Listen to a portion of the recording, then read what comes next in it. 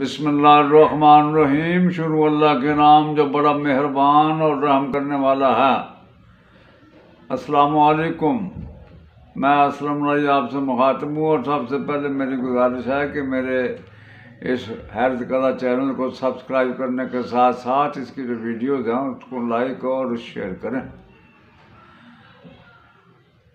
اس video میں آج ہم آپ کے سامنے ہلاکو خان کے جو حالات ہیں وہ تفصیل کے ساتھ بیان کریں گے۔ پچھلی ویڈیو میں بھی ہم نے مغولوں سے متعلق ہی حالات بیان کیے تھے۔ جہاں تک ہلاکو خان کا تعلق ہے تو گزارش کروں کہ چنگیز خان کے 4 بیٹے تھے: جوچی خان، اوغدائی خان، چغتائی خان اور تولائی خان۔ جب چنگیز خان مر گیا تو اس کے بعد منگولوں نے اپنا خاقان اور حکمران اس کے بیٹے اوغدائی خان کو بنایا، اور جب اوغدائی خان بھی مر گیا تو اس کے بعد اوغدائی خان کے بیٹے کیو کو منگولوں کا خاقان اور حکمران بنایا گیا۔ کیو کے مرنے کے بعد چنگیز خان کے سب سے چھوٹے بیٹے تولائی کے بڑے بیٹے منگو خان کو حکمران بنایا گیا۔ اب یہ منگو خان ہلاکو خان کا بڑا بھائی تھا۔ یہ 4 بھائی تھے: منگو خان، ہلاکو خان، قبلائی خان اور کویلا خان۔ جب منگو خان منگولوں کا جو ہے سربراہ بنا تو اس کے پاس 2 طرح کی شکایات پہنچی مسلمانوں کی طرف سے۔ پہلی یہ کہ جو اسماعیلی فرقہ ہے، وہ جن کے پاس وہ کلال موت ہے، وہ خفیہ طور پر جو ہے لوگوں کو ہلاک کرنے میں ماہر ہیں، اور اس میں کوئی مذہب یا قوم کی تمیز نہیں وہ کرتے۔ اس کو یہ بھی رپورٹ دی گئی کہ یہ لوگ خفیہ طور پر قتل کرنے کے ماہر ہیں، اور ان کا زیادہ تر نشانہ حکمران یا سپہ سالار قسم کے لوگ ہیں۔ دوسری رپورٹ جو منگو خان کے پہنچی وہ بغداد کے خلیفہ سے متعلق تھی، جس کے متعلق کہا گیا تھا کہ خلیفہ بظاہر کمزور لگتا ہے، اگر کسی بھی موقع پر اس نے عالم اسلام کو پکارا تو منگول اس کا مقابلہ نہیں کر پائیں گے۔ یہ ساری رپورٹیں جب ملیں تو منگو خان نے اپنے بھائی ہلاکو خان کو تیار کیا۔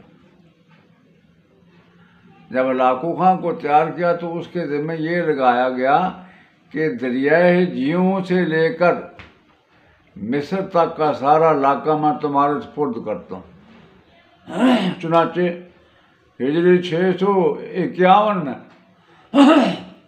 ہلاکو خان دریائے جیہوں کو عبور کرنے کے بعد خراسان میں پہنچا، وہاں حالات کا جائزہ لیا، اور اس کے بعد سب سے پہلے انہوں نے اسماعیلیوں کے جو چھوٹے چھوٹے قلعے حسن بن صبا کے پیروکاروں نے بنا رکھے تھے ان پر حملہ آور ہونا شروع ہوا۔ ایک کے بعد دوسرا قلعہ وہ تباہ کرتا رہا، یہاں تک کہ وہ ان کے مرکزی قلعے المو تک پہنچا۔ یہاں بھی وہ حملہ آور ہوا، اور اسماعیلیوں کے سربراہ رکن الدین خور شاہ کو اس نے گرفتار کر لیا۔ اب رکن الدین خور شاہ، اس کے اہل خانہ اور اس کے بہت سے جو سرکردہ لوگ تھے، ان کو گرفتار کر کے ہلاکو نے اپنے کچھ مسلح جوانوں کے ساتھ جو ہے اپنے مرکزی شہر قلعہ کرم کی طرف روانہ کیا۔ لیکن آپ نے جو ساتھی ساتھ بھجوائے تو انہوں نے خفیہ طور پر یہ بھی کہہ دیا کہ ان لوگوں کو راستے ہی میں ختم کر دینا، مان نہ لے کے جانا اپنے مرکزی شہر، ان کا خاتمہ کر کے واپس آ جانا۔ چنانچہ راستے ہی میں جو ہے رکن الدین خور شاہ، اس کے اہل خانہ اور اس کے پیروکاروں ختم کر کے منگول واپس آ گئے۔ اب منگو خان کا حکم تھا اس کے لیے کہ اسماعیلیوں کے سارے جو گڑ اور قلعے ہیں تباہ کر دیں. سو اسماعیلیوں کے سارے قلعے اس نے تباہ کر دیے ہلاکو. اب ایک دوسری سازش تیار ہوتی ہے.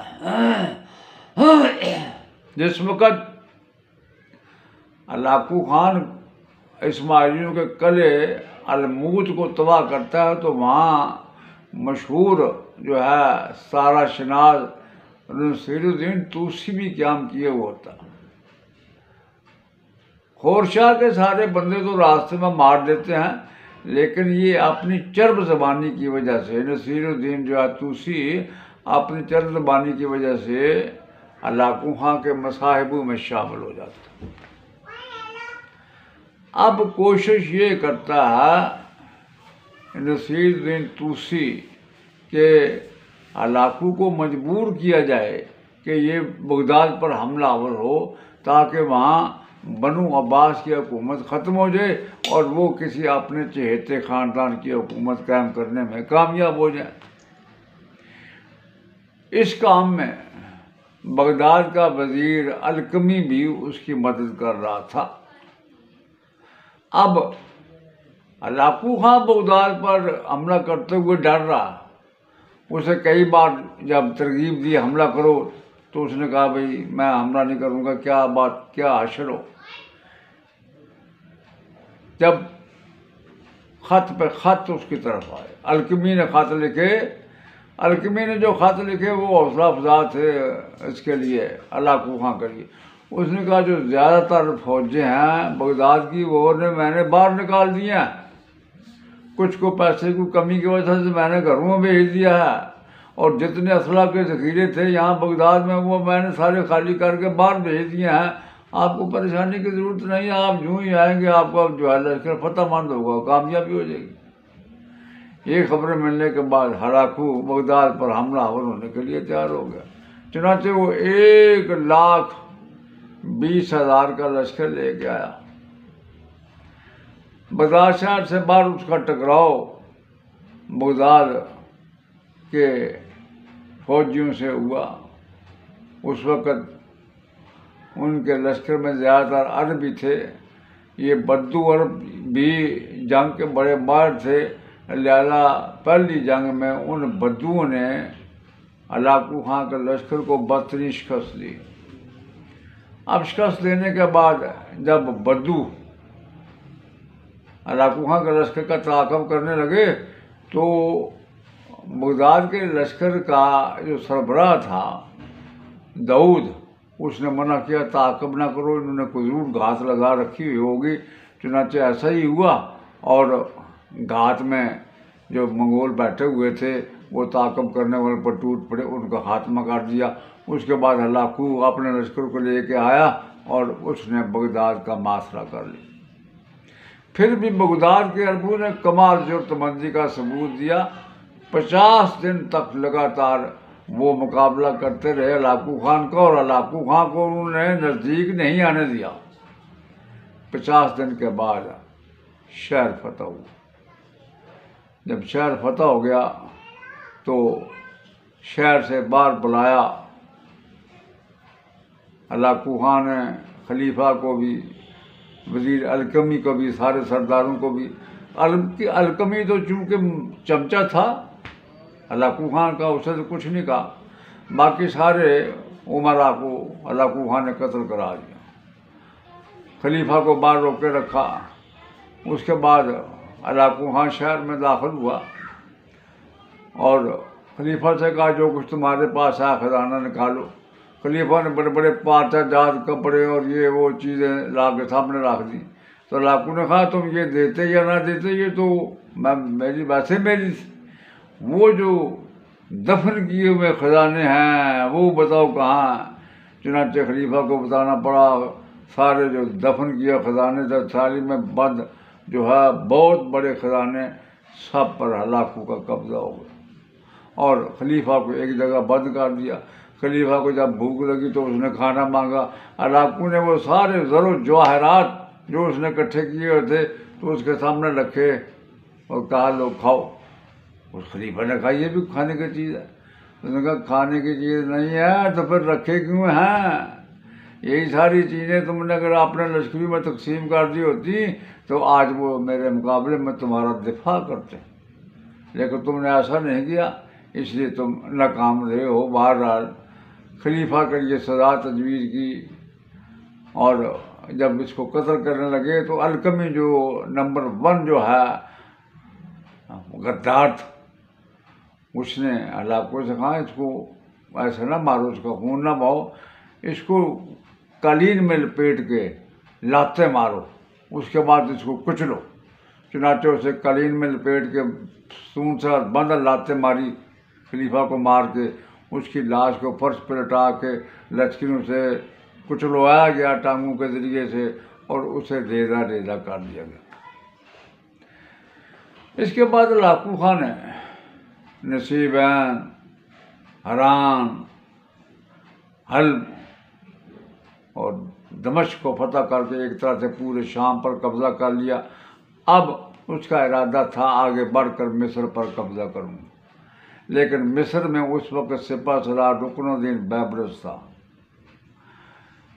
فلسطین میں قیام کیا ہوا تھا اس نے کہ پیچھے سے اس کا بھائی منگو خان مر گیا، لہذا اسے مجلس میں بلا لیا گیا اپنے مرکزی شہر تاکہ نئے خاقان کا انتخاب ہو۔ علاقہ واپس چلا گیا، اپنے جو ہے سالار قطبوغہ کو پیچھے چھوڑ گیا کہ مقابلہ کرنا یہیں بیٹھ کے، میں واپس آ کے مصر پر حملہ آوروں گا۔ جب وہ چلا گیا ہلاکو تو اس کے جانے کے بعد مصر کا سپہ سالار رکن الدین بیبرس نکلا اپنے لشکر کے ساتھ، اس نے فلسطین کا رخ کیا۔ عین جالوت کے مقام پر اس نے منگولوں کو بدترین شکست دی، اس کے سپہ سالار کو بھی قتل کر دیا، ان گنت جو ہے منگول مارے گئے۔ اس کے بعد آگے پیش قدمی کرتے ہوئے پورے شام پر جو ہے رکن الدین نے قبضہ کر لیا۔ اب جب واپس آیا ہلاکو خان تو اس کے مقابلے پہ 2 قوتیں تھیں، ایک مصر کا سپہ سالار رکن الدین بیبرس، دوسرا اس کا چچا زاد بھائی برقع خان جو اسلام قبول کر چکا تھا اور روس پر کا حاکم تھا۔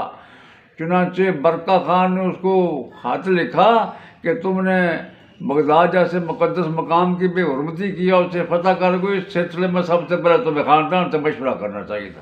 اس طرح دونوں کے اندر بگڑ گئی اور پہلی جنگ ہوئی برقع خان اور ہلاکو خان کے ساتھ۔